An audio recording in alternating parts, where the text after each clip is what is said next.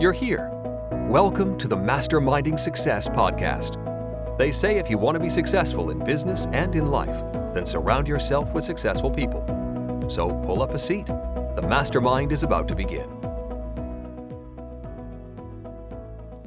So if Cinderella's glass slipper fit so perfectly, then why did it fall off in the first place? Probably made cheaply, I think. Oh, hey, you made it. Glad you could join us for another episode of the Masterminding Success podcast. We're your hosts, Keith Wheeler. And Nuria Corby. And what are we going to be talking about today, Nuria? Oh, today is a subject that I don't know if it's close to my heart or not. It's organizing your time and space. And I'm a terrible organizer. So I'm not sure how much advice I can give on that. Yeah, well, giving the advice and living the advice are two different things, right?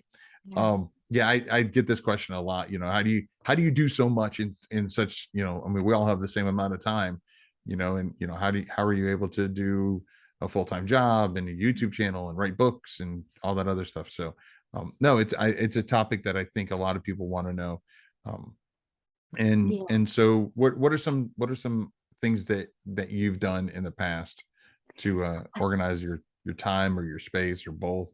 Yeah, and you're right. I get this question a lot, how do you do it? And I think I always think of myself as somebody who's disorganized and messy, but actually I must be doing something right because I do get my work done. The one thing that really helped me a lot is to sit down with my husband, and I think you need another person for this, to sit down with him and I told him, I've got to do this, this, this, this. These are the things that I do regularly, and these are the things that come up now and again. Right. And then we sat down and we made a schedule, really, So we made a schedule. Mondays from 9 to 10, you do this. Then from 10 to 11, you do that. And he made sure that I put breaks in between as well, just, because that's important. And ever since we did that, I think my productivity has definitely improved. I think just to have a little schedule and also just be flexible because things can happen and the schedule goes out the window. So you mustn't feel bad about that. But if you have like a skeleton of what you want to achieve, then that has really helped me. And other than that, I'm not the best organizer, but somehow I do. I think that also you have to give it time. You have to find your routine almost and see what you do at what time. When are you the most productive as well? That kind of thing. Do you have that? Are you more productive at certain times than others? I am. And I definitely think that a schedule, I've got my calendar right here and I always write down the stuff in there. I think it's a great idea to give yourself breaks because that's just being realistic. But yeah, there's definitely periods of the day, periods of the week where I'm more productive than others. And so one thing that I like to do is I also on my phone have a checklist. I know checklists are something that can be, some people are completely for, some people are completely against it as far as, whether or not it's beneficial or not. And I think that's just an individual basis. If you've never tried a checklist, try it. A lot of it does come down to what you said, being flexible. So I have on my checklist the highest priority things. Whatever has to be done today is going to be on top, and then the less important ones further down the list. And understanding that I'm not going to be able to get it all done, and understanding that things are going to shift around, but yeah, having something tangible to look at, because the one thing I like about that checklist is not so much that it keeps me held accountable, but more of, you ever have one of those days where you just like, I feel like I've accomplished absolutely nothing. And so it's kind of just a positive reinforcement for me to look at it and see, oh, you did do these 10 things today, and it may be something as simple as taking out the trash, taking the kid to school, whatever. But these are accomplishments that you've made throughout the day, things that if you hadn't had a checklist to look at, to check off, then you might have overlooked and not necessarily forgot about, but forgot that you did it. And again, it's just that there's something satisfying about checking something off a list for me. So Yeah, so that's something you're right. that I definitely do is the schedule, the checklist.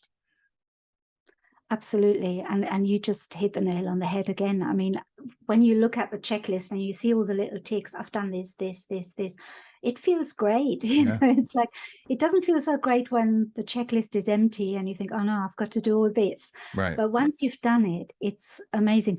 I can see why some people don't like checklists. And I think this whole topic is quite psychological as well. I think you have to do, at the end of the day, you have to do what helps you. So Right. if something isn't of use to you, if it doesn't help you, don't do it. Don't do a checklist if that gives you, I don't know, if it stresses you out, Right. don't do it. But if you find a checklist helpful, absolutely, it can help. I don't think I've got a checklist, but I've got a to-do list, and then I cross it off when I have done it, which is not always the day I plan to do it. My brother's one of those people who he gets high anxiety when he sees a giant list of things to do. So what he's done is, because this is something I say to people, if what you were saying, if it's going to give you anxiety, if it's going to bother you, then don't do it. But if you've never tried it and you think it might do that, give it a shot. You might be surprised, because here's what he does. He actually the things on his checklist, and he does it on his phone, but the things on his checklist, the top one is in black, everything else is in white, so nothing else shows up. Great. So all he sees is that one thing he has to do. And then when he checks it off, then he highlights the next one and changes it to black. So he only sees one item at a time. So it kind of gets, overcomes that issue of seeing a big, daunting list of 10, 20 items that you have to do in a day, where he literally just focuses on number one. And then once it's done, then he focuses on number two, and so on. That's a genius idea. What app is that? Is that an app, or is it? What is it?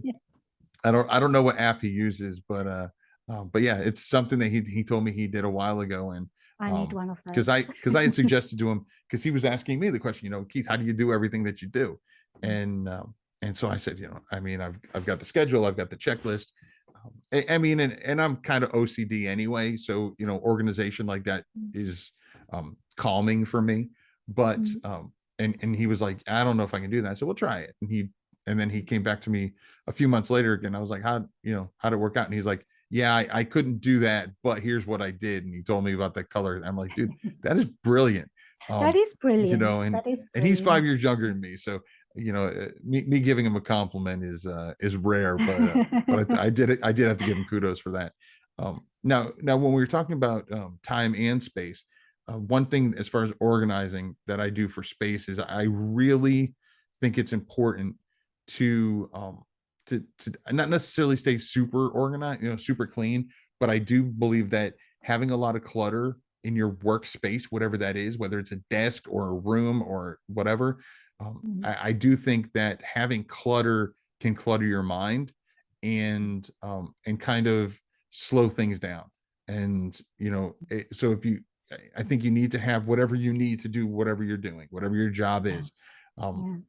Have things readily available within arm's reach, so that way you're not having to keep getting up, and that's just wasted time. The amount of time that we waste just doing the little things, it really can surprise you. Having your printer here instead of across the room, that kind of stuff. If you print a lot of things, I don't, so my printer is way over on the other side of the room because I hardly ever use it. Matter of fact, the printer is actually used more by the rest of the family, so that's why it's over away from my desk. Absolutely, I really agree with that, because I think it's when, in my case, for example, I've had 3 children. I remarried. My second husband had a child as well, so there were quite a few of us in the house. And when you've got a house full of people, it gets cluttered, especially with children. And now they're grown up and we're thinking of moving, and we're decluttering the house, and we're getting rid of a lot of things that the children had, and we joined two households together, so that is obviously creating even more clutter. Right. And I really noticed that when you declutter, you kind of feel much better within yourself as well, or I do anyway. And we try to do that in this office. This used to be our dining room, and we've converted it into an office. There's still a lot of clutter, and we're trying to get rid of. And the more we do that, the easier our work is becoming, the more we can streamline it, the more efficient we become. So I agree that is a really good way of making your processes quicker and just to make it more efficient. But it's not easy. It's not easy to get rid of all the stuff when you're used to it, Yeah. So I think, what have you got any advice on how to do it? Decluttering is not exactly something I'm great at, getting rid of stuff. I'm a very sentimental person, but just eliminating distractions. It's getting back to writing. You and I were talking before we started the mastermind, but when I'm writing, I will be on my laptop. I will put it on airplane mode, so I get zero distractions. I put my phone on airplane mode. So, I mean, if I'm writing, it's all about focusing. Now, I know realistically, depending on your business, you can't do that, but can you do something similar? If you have a project that you have to get done, can you put your phone on do not disturb? Can you put a little sign on your office door and say, do not disturb for, until 3 p.m. or whatever. Little things like that can really help you focus on just what you need to do. And if what you need to do, is the highest priority, again, going back to your desk and your work area, is there anything around you that is going to distract you from that? Every time, like I said, every time you get up to get some, I need a pen, I need a, whatever, that's all distracting you. That's all taking you out of that moment of creation. So whatever you're working on, what can you do to make your work area? And, if you're in the restaurant business, which I was in the restaurant business for a few years, but, that's why all the knives are on the knife block, all the, everything is where it needs to be. So that way it's easily and readily available. Yeah, I think that can help a great deal. It's just that in some situations, it's not so easy. I always think of mums with small children, and they're trying to do, low content books or writing or whatever the business is, that Etsy, anything. It's so much harder when you've got small children. I know, because I've been there, and I've really noticed the difference now. Now they're grown up, I'm thinking, I can do this all day long with no interruptions. But I get other types of interruptions, so I think it's important to remember that we can only do what we can with what we have. I love that quote, because it sums everything up so nicely. You can only do what you can do. There are going to be interruptions. There's going to be disorganization sometimes. And you can only do what you can do with what you have, So sometimes it's also quite a good idea to not expect too much from yourself, or to kind of feel okay with it. If it's messy, it's messy. Let's work with that. If it can be organized, do it, so that would make it a lot easier. But we're not superheroes. We can only do what we can do. So, and I admire anybody that has small children and runs a business at the same time. And I used to do that. Now thinking back, but I did it, and I think in the end you just do it. You just muddle along, and and there really is no one size fits all. I mean, everybody's unique. Everybody, you have to do what works best for you. I mean, when it comes to organization, one thing that's really helpful for me is I organize my phone. I have an entire folder on my phone that's just book related. And so I can actually, if I'm at an airport or whatever, I can actually, start writing my book or working on my book or outlining or whatever on my phone. So again, and the other good thing about that, getting back to what you were talking about, little kids at home, is sometimes hiding in the bathroom is the only quiet time you get. So if you are creating books or whatever, it's not unheard of for me to, Yeah. when my kids were younger, for me to be hiding out in there and I'm knocking out a chapter or two. Yeah. It's funny to say, but you find those little times, or just lying in bed when the kids are asleep and, doing, Definitely. knocking off one more thing off that checklist, Mm. or maybe preparing the checklist for tomorrow, because I find that soothing right before I go to bed, is I do that checklist for tomorrow. So that way I'm like, all right, nothing I have to worry about today. That's all tomorrow's problem. Yeah, that's true. That's so true.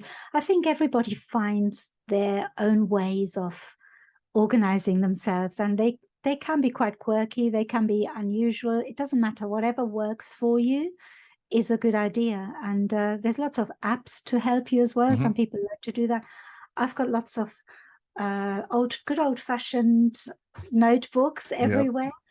And I do use Trello. I think that has helped a little bit on the Mhm. computer, but I'm not very technical, so I don't use apps enough. But anybody who's technical, there's some amazing apps that can help with organization as well. I just tend to write everything down, and I just muddle through, but we do it in the end. Sometimes it's not so much having the perfect organization, but it's about having something that works for you in Yeah. your circumstances. Yeah. I don't think there is a perfect one. It's just what, No. like you said, what works for you. Perfect for you is all that we really Yeah. need, but also, again, being open-minded to where, if it's not perfect for you, if you Yeah. think you can be more efficient, be a Yeah. little open-minded to what else is out there. And that's why it's so difficult when people say to me, how do you organize your time for doing low content books, or how Mhm. do you do this? It's hard to answer that because my situation is completely different from Right. everybody else's. There's no point in me saying I do it this way, because that might not help you. Mhm. I mean, I will say it if it helps, but Right. it might not be the best solution for your situation. So Yeah. I mean, it's I'm a pro at what works for me. That's about it, yeah. but I can tell you what works for me, because those are the questions I get. And and I'm always willing to learn what other, what works for other people. Yeah, that's true. Well, this has been another great mastermind, Nuria. We want to say a huge thank you to each and every one of you listeners and viewers who came to tag along. If you enjoyed today's mastermind, it would mean the world to us if you'd follow or subscribe to the podcast on your favorite listening platform. And while you're at it, go on and leave us a review. I just saw next week's topic, and it looks like another good one. Yep, it definitely is. All right. Until next week, I'm Keith Wheeler. And I'm Nuria Colby. Have a good one. Bye-bye. Thanks for joining the Mastermind today. Be sure to follow the podcast on your platform of choice and tell a friend who would enjoy it too. Your support is greatly appreciated. This has been the Masterminding Success Podcast.